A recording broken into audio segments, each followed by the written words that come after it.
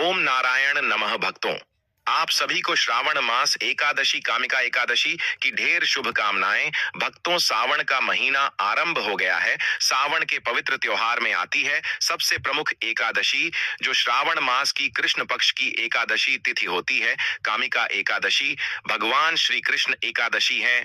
आज के इस वीडियो के माध्यम से हम आपको बताएंगे कि कामिका एकादशी सावन के महीने में कब है। 20 या 21 जुलाई। एकादशी का व्रत, द्वादशी वेद जो उत्तम व्रत होता है, वह किस दिन किया जाएगा। एकादशी तिथि कब से कब तक है। जो लोग चावल आदि नहीं खाने का नियम रखते हैं, उन्हें किस दिन मनाना चाहिए। कारण, किस दिन करना है, कब करना है। इस एकादशी की पूजा विधि क्या रहेगी, व्रत के नियम क्या रहेंगे और पूजा किस विधि से करना है। भगवान नारायण क्षीर सागर में अब योग निद्रा में चले गए हैं। इसकी एकादशी की पूजा कैसे करनी चाहिए, विधि क्या है, इस एकादशी के नियम क्या है। इस पर दो वस्तुएं ऐसी हैं जो विशेष रूप से नारायण को अर्पित करने चाहिए, बड़ी कल्याणकारी हैं। और एक कर्म ऐसा है जो पितरों के निमित्त किया जाना चाहिए, बड़ा ही कल्याण करता है। यह भी आपको जानकारी देंगे। जब आप विस्तार से कथा आदि और श्रवण करेंगे तो आप जान पाएंगे इसकी महिमा कितनी। कामिका एकादशी किस प्रकार से मनुष्य के पापों का नाश करती है और कितनी उत्तम फलदायी इस पृथ्वी पर उसके जीवन के लिए है। इसके विषय में आज के इस वीडियो के माध्यम से आप चर्चा करेंगे। कुल मिलाकर आने वाली कामिका एकादशी के बारे में संपूर्ण जानकारी यहाँ प्राप्त करेंगे। व्रत कब करना है, कैसे करना है, किस विधि से करना है, क्या नियम है, क्या भोग लगाना चाहिए, क्या मंत्र होना चाहिए, किस रूप का पूजन करना चाहिए। आज जानकारी आरंभ करें।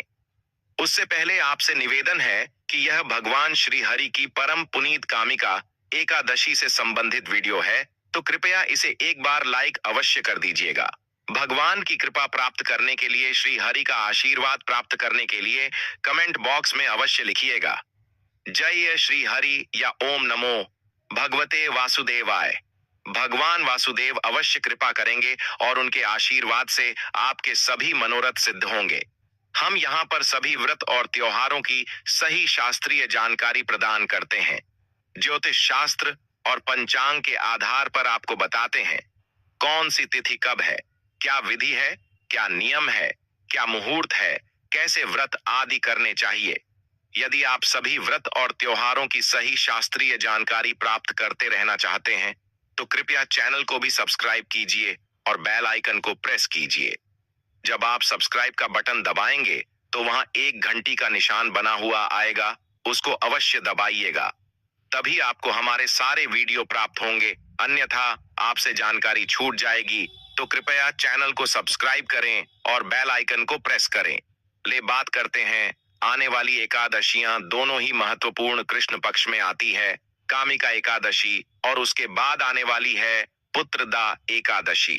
बड़ी ही महत्वपूर्ण एकादशी है, दोनों ही मनोकामनाओं को पूरा करने वाली कामिका एकादशी की आज हम बात कर रहे हैं कि इसका व्रत आपको किस दिन करना है। 20 को या 21 को शास्त्र कहते हैं कि कामिका एकादशी के दिन भगवान के श्रीधर और हरि स्वरूप का पूजन किया जाना चाहिए। उनकी पूजा करने से जो फल होता है वह गंगा, काशी, नैमिषारण्य और पुष्कर स्नान का भी नहीं है। कामिका एकादशी के दिन इनका पूजन करने से कितना फल है, जितना कि गंगा स्थान से भी ना मिलेगा, ना काशी स्थान से, ना नैमिषारण्य पुष्कर स्नान की जो महिमा कही गई है, ना कि उतना पुण्य नहीं मिलता जितना इस दिन भगवान श्री हरि या श्रीधर स्वरूप भगवान विष्णु के पूजन से प्राप्त होता है। आगे शास्त्र कहते हैं कि वह विष्णु भगवान की पूजन से मिल जाता है जो इसे नहीं मिलता। जो फल सूर्य में, चंद्र ग्रहण पर, कुरुक्षेत्र और काशी में स्नान करने से, समुद्र वन सहित पृथ्वी का दान करने से नहीं प्राप्त होता, वह फल इस कामिका एकादशी पर श्रीधर हरि भगवान विष्णु का पूजन करने से प्राप्त हो जाता है। आगे शास्त्र कहते हैं कि सिंह राशि के बृहस्पति में, गोदावरी और कंडकी नदी में स्नान करने से भी प्राप्त नहीं होता। उससे अधिक फल भगवान का पूजन करने से इस कामिका एकादशी पर प्राप्त हो जाता है। तो बड़े बड़े अनुष्ठान करने से, बड़े बड़े स्नान करने से, बड़े बड़े शुभ मुहूर्त में स्नान करने से जो फल नहीं मिलता, वह फल यह एक कामिका एकादशी भगवान श्रीधर हरि श्री विष्णु भगवान का पूजन करने से प्राप्त कर देती है। इतनी अद्भुत महिमा हिस्सा अभिषेक एकादशी की बड़े से बड़ा पापी भी तर जाता है। केवल पूजन कर लेने मात्र से ही मनुष्य कभी भी कुयोनि को प्राप्त नहीं होता, कई बार होता है। मृत्यु के बाद बहुत लोगों को अच्छी होनी प्राप्त नहीं होती है, लेकिन यदि एक बार आप कमी का एकादशी का व्रत पूजन कर लेते हैं तो आप कभी भी कुयोनि को प्राप्त नहीं होंगे। और वेद पुराणों में लिखा हुआ है इस कामिका एकादशी की महिमा। आप आशा करते हैं जान पाए होंगे कि क्यों एकादशी महत्वपूर्ण है और क्यों इसका व्रत आपको करना चाहिए। अब हम इसकी पूजा विधि की बात करेंगे कि इसकी पूजा विधि क्या रहेगी, और फिर बात करेंगे वह दो वस्तुएं क्या हैं जो भगवान श्री हरि विष्णु को आपको इस दिन अवश्य ही अर्पित करनी चाहिए। केवल शास्त्र कहते हैं कि इस दिन आपको तुलसी दल भगवान को अवश्य अर्पित करना चाहिए। शास्त्र कहते हैं कि विष्णु भगवान रत्नमणि तथा आभूषण आदि से इतने प्रसन्न नहीं होते जितने कमी का एकादशी पर तुलसी दल से प्रसन्न होते हैं। तो तुलसीदास पूजन का फल 4 बार चांदी और 1 बार स्वर्ण के बराबर बताया गया है। सोचिए, आप इतना अधिक फलक केवल एक तुलसी दल का आगे हम पूजन करेंगे, उसमें अर्पित करेंगे। तुलसीदास विधि बताएंगे कैसे अर्पित करनी है। सेवक, तुम इस एकादशी पर तुलसी को अवश्य सीखना चाहिए। शास्त्र कहते हैं कि इस एकादशी पर तुलसी के वृक्ष को सीखने से मनुष्य की सब यातनाएं नष्ट हो जाती हैं। दर्शन मात्र से सब पाप नष्ट हो जाते हैं और स्पर्श से मनुष्य पवित्र हो जाता है। इसीलिए इस दिन तुलसी पूजन की महिमा कही गई है, तो माता तुलसी को अवश्य आप सीखेंगे। इसकी विधि भी आगे बताएंगे, कैसे सीखना है, कैसे जल देना है, कैसे पूजा करनी है, और भी बहुत कुछ है। इस एकादशी के बारे में शास्त्र कहते हैं कि यह जो एकादशी है ना कमी का एकादशी जागरण की महिमा बहुत अधिक है। जागरण से इतना अधिक फल प्राप्त होता है जिसका वर्णन स्वयं चित्रगुप्त भी नहीं कर सकती। कितना अधिक महत्वपूर्ण और इतना अधिक फलदायी है। इस कामिका एकादशी पर भगवान श्री विष्णु के निमित्त किया जाने वाला जागरण, कीर्तन, और यह एकादशी इतनी महत्वपूर्ण है कि यदि इस पर आप पितरों के निमित्त एक कर्म करते हैं जिनकी चर्चा हम अंत में करेंगे, तो आपके जो पितृ हैं वह स्वर्ग लोक में अमृत पर कितना अधिक फल है। इस एकादशी पर पितृ पूजा का पितरों के मित्र कौन सा कर्म आपको करना चाहिए, यह हम आपको अंत में बताएंगे। ले अब हम इस एकादशी की पूजा की बात कर लेते हैं, पूजन विधि की बात कर लेते हैं। प्रिय भक्तों, यह जो कमी का एकादशी है, जिस दिन हम व्रत करें उसे दिन आपको सूर्य उदय से पहले उठ जाना चाहिए। कुछ नियम ऐसे होते हैं जो एकादशी के एक दिन पहले धारण किए जाते हैं। आशा करते हैं वह जानते होंगे, यहाँ पकड़ नहीं जानते हैं, तो आपकी जानकारी के लिए बताएं कि एकादशी के एक दिन पहले आपको सभी प्रकार के तामसिक पदार्थ का त्याग कर देना चाहिए। अर्थात यदि आप मदिरा पान करते हैं, मांसाहार करते हैं, तो निश्चित ही आपको वह एक दिन पहले ही त्याग देना चाहिए। व्रत जिस दिन कर रहे हैं उसे एक दिन पहले भी नहीं खाना चाहिए। लहसुन प्याज आदि का प्रयोग भी एक दिन पहले ही वर्जित कहा गया है। इसकी अतिरिक्त कहां से की वस्तु का त्याग कहा गया है। शहद का प्रयोग भी आपको एक दिन पहले ही बंद कर देना चाहिए। शहद का प्रयोग एकादशी के पूरे अनुष्ठान में प्रयोग नहीं होगा। जब आप पूजन करेंगे तो पंचामृत बिना शहद के बनेगा। जब आप पारण करेंगे तो भी पंचामृत बिना शहद के ही बनेगा। खाने का तात्पर्य है कि शहद इस एकादशी में वर्जित है।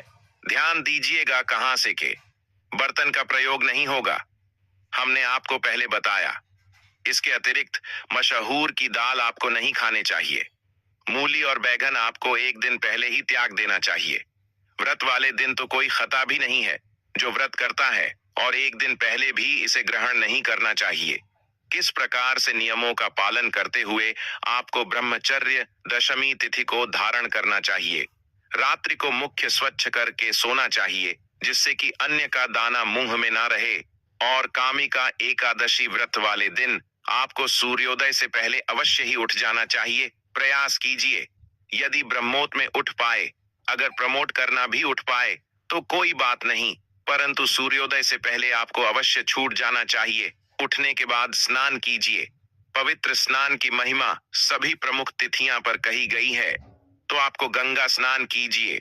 अब गंगा नदी पर सब तो जा नहीं सकते, तो आप घर पर ही गंगा स्नान कर लीजिए। नहाने का जो जल है उसमें पहले गंगा जल भारी पत्र में इस्तेमाल कीजिए। इस प्रकार से पवित्र स्नान करने के बाद स्वच्छ वस्त्र धारण कीजिए। पीले रंग के वस्त्र हो तो उत्तम रहेगा।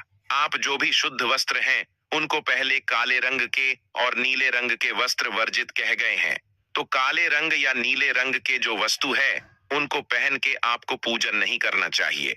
स्वच्छ वस्त्र धारण करके सूर्य देव को जल दीजिए और इसके बाद आप माता तुलसी को जल देना चाहिए। माँ वृद्धा को जरा दीजिए। तुलसी माता को जल्दी से तुलसी माता को जल देने के बाद उनका पूजन कीजिए। वाले कुमकुमारी कुमकुमारी अर्पित कीजिए। अक्षत अर्पित कीजिए। मातेश्वरी को पुष्परित कीजिए। माल है तो माल पहनाइए। और इस प्रकार से मैन तुलसी का पूजन करके अब आप भगवान नारायण का पूजन करेंगे। भगवान नारायण का पूजन करने के लिए भगवान की स्थापना करेंगे, तो क्या क्या सामग्री आपके पास होने चाहिए यह अब आपको बताते हैं। भगवान वासुदेव का आज के दिन पूजन करने के लिए भगवान श्री हरि श्रीधर की कोई तस्वीर हो तो उत्तम है, वह दीजिए, या भगवान के जो भी स्वरूप आपके पास है वह ले लीजिएगा। तस्वीर या प्रतिमा भगवान को स्थापित करने के लिए चौकी दीजिए। पूजन सामग्री के लिए पान सुपारी लौंग इलायची नैवेद्य पंचामृत लाल पुष्पों की माला चित्र जाने यू पंचामृत बनाने के लिए कच्चा दूध दही घी शहद के स्थान पर गंगा जल और शक्कर। यह 5 चीज शहर का प्रयोग पंचामृत में एकादशी पर नहीं किया जाता है। यह वस्तुएं आपको लेनी है और एकता में का लौटा आपके पास होना चाहिए। यह सारी सामग्री एकत्र कीजिए। आसन लगाकर बैठ जाइए। जो भी आपके घर में पूजा के लिए उपयुक्त स्थान है, जहां भी आप बैठकर पूजन करते हैं, प्रयास कीजिए कि आप उत्तर दिशा की ओर मुख करके बैठ पाए। अनीता पूर्व दिशा की ओर मुख करके भी बैठ सकते हैं। सबसे पहले स्थान का सामग्री का शुद्धिकरण किया जाएगा, फिर भगवान की स्थापना और पूजन संकल्प करते हुए आगे बढ़ेंगे। तो जो आपने लौटा लिया है तांबे का, उसमें पहले गंगा जल भारी है, फिर शुद्ध जल भरी और उसके बाद उसे जल से फूल के माध्यम से फूल को जल में डुबाकर और फिर चित्ते दीजिए। जो हमारा पूजा स्थल है वहां पर जो हमारी पूजा की सामग्री है वहां पर, जिससे कि जो भी वस्तुएं हैं जो आप पूजा में अर्पित करने के लिए लाए हैं वह सभी शुद्ध हो जाए, स्थान का पवित्र कारण हो जाए। ओम पवित्र हो। पवित्र वर्ण सर्वन माहेश्वरी का आश्रम सभाएं तरह सचिव नमो नमः। इस प्रकार से हम सामग्री का शुद्धिकरण कर लेंगे। इस प्रकार से अपने जल जीते थे कि स्थान का पवित्रीकरण किया है, शुद्धिकरण किया है। अब आप चौकी दीजिए। चौकी पर वास्तविक चाहिए। भगवान की तस्वीर को रख दीजिए। सीधे हाथ में जल लीजिए और हाथ धो लीजिए। एक आचमनी लीजिए, छोटी सी चम्मच होती है, जरा आचमनी करने के लिए उसकी रोटी में डालिए। उसके माध्यम से सीधे हाथ पीछे लेकर हाथ धो लीजिए। अब आप 3 बार जल आचमनी करेंगे। स्वयं को पूजा के योग्य बनाएंगे और फिर हम पूजन संकल्प लेंगे। उसके बाद हम पूजा आरंभ करेंगे। 1 चम्मच जल लीजिए, पी जाइए। माधवाय नमः। ओम केशवय नमः। ओम नाराय नमः। ओम अर्शिकीशाय नमो नमः बोलिए। अपने आप को तिलक कीजिए और मौली बंधिए। जो कुशवाना ना होता है उसको आपके हाथ में बांधना है। अब पूजा के योग्य हैं। भगवान नारायण की पूजा करने के लिए हम तैयार हैं। भगवान के सामने घी का दिया रखिए और धूप राखी धूप और दीप को प्रज्वलित कर लीजिए और नारायण को पुष्प अर्पित कीजिए। सर्वप्रथम इस भाव से कि भगवान को आप आसन दे रहे हैं कि भगवान आप यह पुष्प आसन के रूप में स्वीकार करें। इस प्रकार से निवेदन करते हुए अपने पुष्प अर्पित कर देने हैं। भगवान पुष्प अर्पित करने के बाद अब हम व्रत का पूजन का संकल्प करेंगे और फिर पूजन आरंभ होगा। संकल्प करने के लिए अपने सीधे हाथ पर चल लीजिए और RS1 का सिक्का दक्षिण के रूप में कम से कम रखिए। बहुत से दंपति जो है वह पति पत्नी दोनों ही एकादशी व्रत करते हैं, तो उसमें अलग अलग भी आपको करने की आवश्यकता नहीं है। आप दोनों इकट्ठे अर्थात अपने जोड़े से ही पूजा कर सकते हैं और जोड़े से ही आप संकल्प भी कर सकते हैं। संकल्प करने के लिए जा लीजिए। हाथ पैर RS1 का सिक्का दक्षिण के रूप में कम से कम रखिए। 3 बार बोलिए ओम श्री विष्णु, ओम श्री विष्णु, ओम श्री विष्णु। अपना नाम, अपना गोत्र, जिस स्थान पर बैठकर संकल्प कर रहे हैं वहां का मकान, नंबर, क्षेत्र का नाम, शहर का नाम, श्रावण मास, कृष्ण पक्ष से काम का, एकादशी एवं पुण्यतिथियों, आयु, आरोग्यता प्राप्त है, सुख संपत्ति प्राप्त है, मोक्ष कामना, अर्थ है भगवान श्री हरि श्रीधर प्रसन्न होंगे। एकादशी व्रत पूजन संकल्पम, संकल्प प्राप्त है और वह संकल्प भगवान विष्णु जी के चरणों, संकल्प भगवान के चरणों में अर्पित कर दीजिए और वह संकल्प भगवान के चरणों में अर्पित कर दीजिए। संकल्प करने के बाद पूजन करने के लिए भगवान के सामने एक पत्र, अभी कटोरी आदि रख दीजिए जिसमें आप पूजा की सामग्री अर्पित करेंगे, जिससे कि वह यहाँ वहां न पहले जला दिया। एक एक मंत्र पर एक एक चम्मच जल आप भगवान को अर्पित करेंगे। ओम श्री हरि विष्णु कामाख्या एकादशी प्राप्तांक मध्य समर्थ व्यायाम पद के रूप में एक चम्मच जाली जी और वह अर्पित कीजिए। ओम भूर भुवा स्वाहा वासुदेवाय नमः के रूप में जल लीजिए और अतीत कीजिए। ओम भूर भुव स्व श्रीधर हमें आचमनी के रूप में एक चम्मच जल लीजिए और भगवान को अर्पित कीजिए। इस प्रकार से अपने भगवान को पद आर्ग अपने भगवान को कराया है। प्रतिवर्ग आज पानी के बाद भगवान को स्नान के लिए जल चढ़ाएंगे। ओम भूर्भुव विष्णु देवाय नमः कीजिए। जलाचमनी अर्पित करने के बाद पंचामृत संस्थान करेंगे। पंचामृत बनाने के लिए 2 चम्मच दही, घी, शक्कर और गंगा जल, शहद नहीं डालना है। इस प्रकार से बनाकर और वह अर्पित कीजिए भगवान को। ओम भूर्भुव स्व श्री हरि देवाय नमः पंचामृत स्नानंद समर्पयामि। इसके बाद आप भगवान को शुद्ध जल से स्नान करेंगे। आचमनी के बाद शुद्ध जल लीजिए। ओम भूर्भुव स्व श्री हरि श्री हृदयवाय नमः सत्यवान स्नान निमंत्रण। अशुद्ध जन्म समय व्यायाम ही शुद्ध जल से स्नान कराया। शुद्ध जल से स्नान करने के बाद भगवान को वस्त्रार्पित करेंगे। वस्त्र के रूप में मौली आधिकारिक कीजिएगा। मौली का टुकड़ा थोड़ी और चढ़ा दीजिए भगवान को। ओम भूर्भुव स्व श्री राधे विष्णु देवाय नमः वस्त्रम अंगु पवित्रता नमो नमः जानू लीजिए। जानू को होली कुमकुम आदि से तिलक कर लीजिएगा, फिर चढ़ाएगा। ओम भूर्भुव स्व श्री राधे नमः कीजिए। भगवान को इत्र अर्पित करेंगे। इत्र लीजिए, इत्र को आप फूल पर लगा दीजिए और वह भगवान को अर्पित कीजिए। ओम भूर्भुवा स्वाहा विष्णु देवाय नमः अर्पित कीजिए। इत्र के बाद भगवान को तिलक लगाएंगे। रानी कुमकुम कुमारी से तिलक कीजिएगा। ओम भूर्भुव स्व श्री हृदयवाय नमः तेरा काम समर्पयारी तिलक कीजिए। तिलक करने के बाद फूलों की माला है तो माला पहनना, यह पुष्प है तो पुष्पित कीजिएगा। ओम भूर्भुव स्वदेवाय नमः पुष्पम समर व्यायाम करो। माला अर्पित कीजिए। पुष्प है तो कुछ चाहिए। माल्यार्पण करने के बाद धूप दिखाइए और दीप दिखाइए। ओम भूर्भुव स्व श्री राधे विष्णु देवाय नमः। ओम भूर्भुव स्व विष्णु देवाय नमः दीपम दर्शायामी। धूप दीप दिखाइए। धूप दीप दिखाकर भगवान को नई बाजार के करेंगे। नावेद के रूप में अगर आप तस्वीर मिठाई है तो मिठाई चढ़ाई, मिठाई ना हो तो आपको फल ले सकते हैं और फल ना हो तो आप केवल मिश्री अर्पित कर दीजिएगा। ओम भूर भुवा स्वाहा श्री हरि देवाय नमः। भगवान को आप जल अजमानी करेंगे। 1 चम्मच जल लीजिएगा और अर्पित कराएगा। आपने भोजन कराया ना, अभी होता है भजन, वह अपने कराया। अब आप आचमनी कराया। इसके बाद भगवान को तंबूल अर्पित कीजिए। पान का पत्ता लीजिए, उसे पर 2 लोग, 2 इलायची और 1 सुपारी राखी और बहार्पित कीजिए। ओम भूर भुवा स्वाहा देवाय नमः शिवाय करना चाहते हैं। भगवान को दक्षिणा अर्पित करेंगे। काम से कम RS1 और ज्यादा से ज्यादा आपके अनुकूल। ओम भूर भुवा स्वाहा श्री विष्णु देवाय नमः शिवाय शुभ दक्षिणाएं समर्पयारी नमः प्यारी श्रीधर देवाय नमः शिवाय हार्पित करके हाथ जोड़कर नमन कीजिए। यह आज का एकादशी का पूजन यहाँ पूर्ण हुआ। पूजन के बाद अब अपने एकादशी की कथा सुनाई है। एकादशी की कथा जो भगवान श्री कृष्ण द्वारा महाराज युद्ध को सुनाई जा रही है। सही कथा का श्रवण कीजिए, साथ में विष्णु सहस्त्र नाम का श्रवण कीजिए। बड़ा कल्याणकारी है, आपको अवश्य सुनना चाहिए। एकादशी संभव हो तो नारायण रक्षा कवच भी सुनिए। इसके अतिरिक्त सायंकाल को आपको कीर्तन करना चाहिए। कीर्तन के लिए अगर आप ना जा सके तो कोई बात नहीं, आप यह जो बात है विष्णु सहस्त्र नाम नारायण रक्षा कवच, इनका श्रवण सहन कल को कर लीजिएगा। विष्णु सहस्त्र नाम नारायण रक्षा कवच के साथ शिव सहस्त्र नाम भी सुनेगा। सोमवार का दिन रहेगा, एक तो दूसरा यह श्रवण का महीना है। बड़ी महिमा है भगवान शंकर के पूजन की। तो आप सायंकाल को कीर्तन, तो भगवान श्री हरि और भगवान शंकर भाई कटरा भी होता है। आप शंकर भगवान का शास्त्र नाम सुनिए, विष्णु सहस्त्र नाम सुनिए और नारायण रक्षा कवच का श्रवण कीजिए। यह सब आपको इस एकादशी पर कीर्तन पर फल देंगे। कीर्तन करते हुए रात्रि जागरण की महिमा है, इसका ध्यान दीजिएगा। अब बात करेंगे। हमने एक चीज बताई थी आपको, तुलसी दल का अर्पण अपने पूजन में करना है। पुष्पमाला अर्पित करने के बाद, धूप दिखाने के बाद, दीप दिखाने के बाद आप भगवान को तुलसी दल अर्पित करेंगे। हाथ में तुलसी दल लीजिएगा।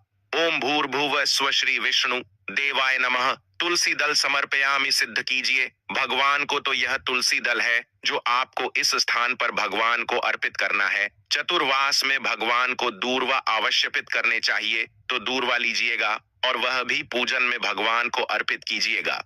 पुष्प के साथ ओम भूर्भुव स्व हरि विष्णु देवाय नमः दुर्गम पुष्पम समर्पयामि भगवानपुर अर्पित कीजिएगा कि मैं आपको अलग से बताया है, जिससे कि आपको याद रहे। इस प्रकार से दिन को व्यतीत कीजिए। भगवान के चरणों में मन को लगाते हुए कीर्तन की बात मैंने आपको बता दी। रात्रि को जागरण की महिमा है। संभव हो तो जागरण कर पाए तो करें, कीजिएगा। इस एकादशी पर पृथ्वी पर शयन कर पाए तो कीजिएगा। अगले दिन पारण के लिए सूर्योदय से पहले उठ जाएगा। अब बात करेंगे पितृ के निमित्त एक ऐसा उपाय है जो आपको इस एकादशी पर करना है, कर्म है जो इसी पर करना है।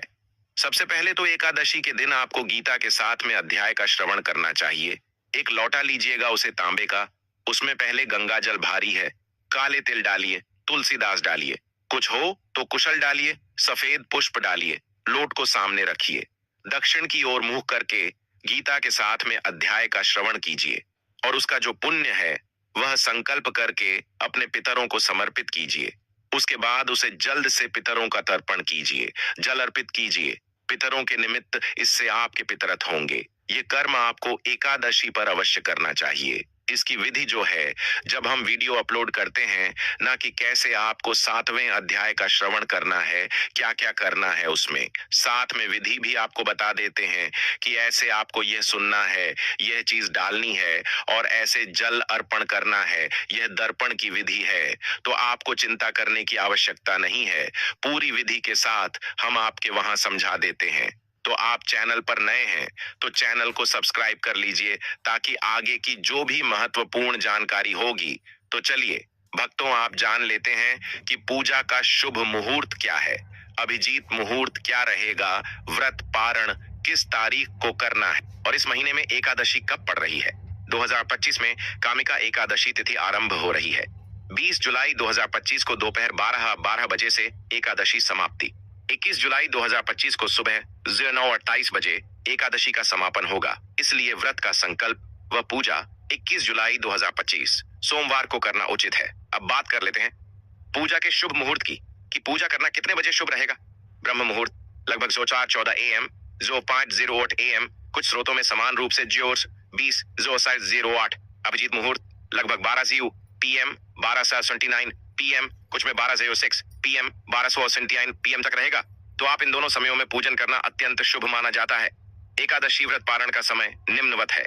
22 जुलाई 2025 प्रातःकाल 05:37 AM से 07:05 AM तक आपको कर लेना है।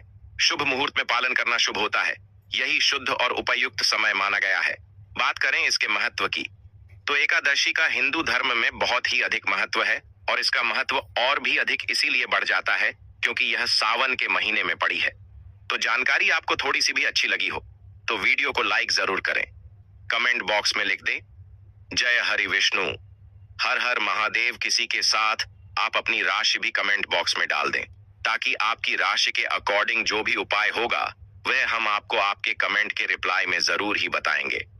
चैनल पर नए हैं तो चैनल को सब्सक्राइब जरूर ही कर लेना, ताकि इसी प्रकार की और भी ज्ञान से भरपूर वीडियो आपको सीधे माध्यम से प्राप्त हो सके।